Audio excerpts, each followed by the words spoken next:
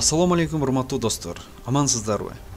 Кытайдан чыккан коронавирус бүткүл дүйнө жүзүнө жайылып отуруп, азыркы учурда 372 миң адамга жукту. Вирустун айынан 16.500 адам каза болду. Тилекке каршы Кыргызстанда да тарай баштаган бул вирусту жуктурган адамдардын саны 42 адамга жетти. Кыргыз өкмөтү 22 марттан тарта бул вируска байланыштуу өзгөчө кырдаал деп карантин жарыялады. Тилекке каршы башка аймактарда билбейм, бирок Бишкек шаарында бул вируска адамдар кайдыгер мамиле жасап жатканы байкалып атат.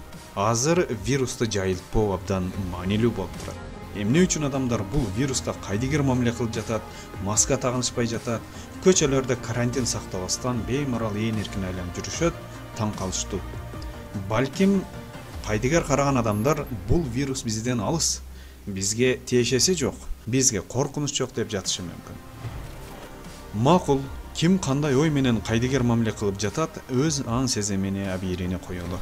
Азыр болсо бул вирус тууралуу реалдуу эсеп жүргүзүп көрөлү. Вирус чындыгында иммунитети күчтүү адамдарга жукса дагы, ал адамдар сагайып кетип атат. Бирок иммунитети алсыз адамдарга жукса, өлүмгө чейин алып барып атат. 100 адам вирус жуктурса, ошонун 4-өсү же 5-өсү өлүм менен аяктап атат. Бул азыркы реалдуу статистика. Бул вирустун өлүмдүк пайызы ошондо 3-4-5%ке чейин барып атат. Мындайча айтканда, 1000 адамга жукса, 30 адамдан баштап 50 адамга чейин каза болуп атат.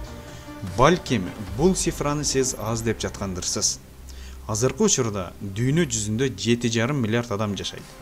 Кудай сактасын. Бирок кайдыгерлик мамилебизден улам, эгерде бул вирус бүткүл дүйнөгө жайыла турган болсо, 3% адам стабилдүү түрдө өлөт деген сөз. Бул деген сөз 225 миллион адам каза болуп калышы мүмкүн деген тыянак чыгарышты. Кудай сактасын.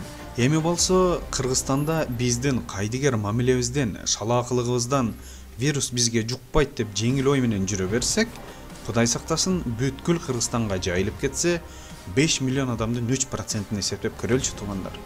5 миллион адамдын 3% бул 150 миң адамды түзөт.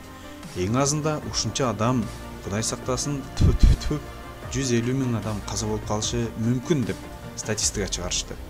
Демек, туугандар, эгерде бул вирусту азыр токтотуп калбасак, Кудай сактасын, жайылып кете турган болсо, акыры миңдеген адамдардын ыйы менен өлүмү менен аякташын эсептеп көрдүк.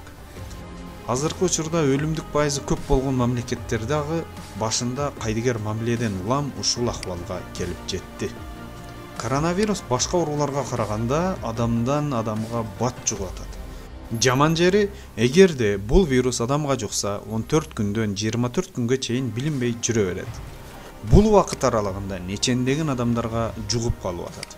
Келиңиздер туугандар, бул видео вируска кайдыгер караган, көчөдө ээн эркин басып жүргөн адамдарга арналат. Вирус жуккан адам маска тагынбаса, башкаларга да вирус жугузуп жүрө берет. Себеби вирус ооздон атылып эле чыгат. Ошондуктан сөзсүз маска тагынып жүрөлү. Маска жок болсо, чүпүрөк материал эмне менен болсо дагы оозубузду байлап алалы. Достор, дагы бир жолу кайталайм. Бул видео вируска кайдыгер мамиле жасап, көчөдө жүргөн кайдыгер беймалал ээн эркин маскасыз жүргөн адамдарга арналат.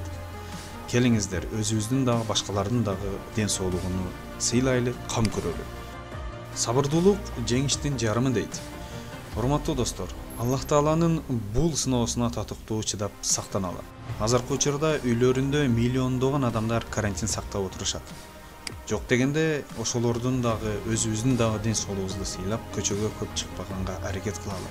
Бир ай чыдап турсак, Кудай буйрса, бул вирус кимде бар, кимде жок экени аныкталып, буйрса Кыргызстандан таптакыр жок болуп кетет деген ишеничте туралы. Болгону баарыбыз биргеликте аракет кылалы. Урматтуу достор, көптөн бери видео чыкпагандыгы үчүн мен сиздерден абдан кечирим сурайм. Видео чыгарганга такыр шартым болбой жүрдү. Кийинки видеолордон көрүшкөнгө чейин сак саламатта болуңуздар. Буйрса алдымда эң мыкты видеолорду чыгарганга аракет кылам. Сак саламатта болуңуздар.